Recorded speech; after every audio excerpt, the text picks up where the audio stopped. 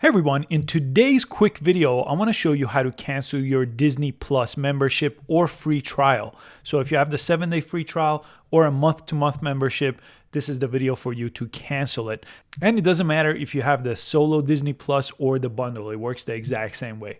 So we want to come to disneyplus.com/account and press enter.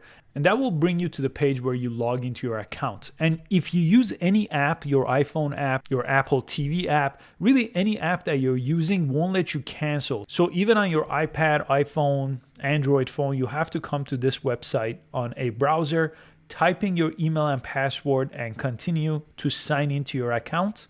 And as long as you went to disneyplus.com/account, it will bring you to this account page as soon as you log in.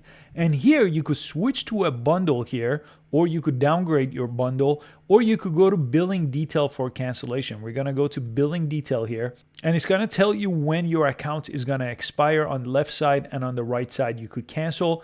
And yet again, you could switch to the bundle with ESPN and Hulu if you want.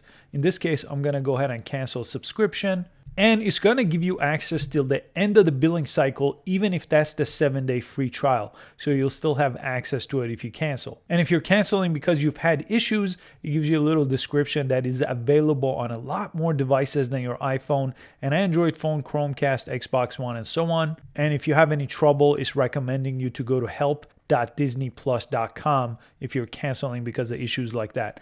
And when you're ready, you could press complete cancellation.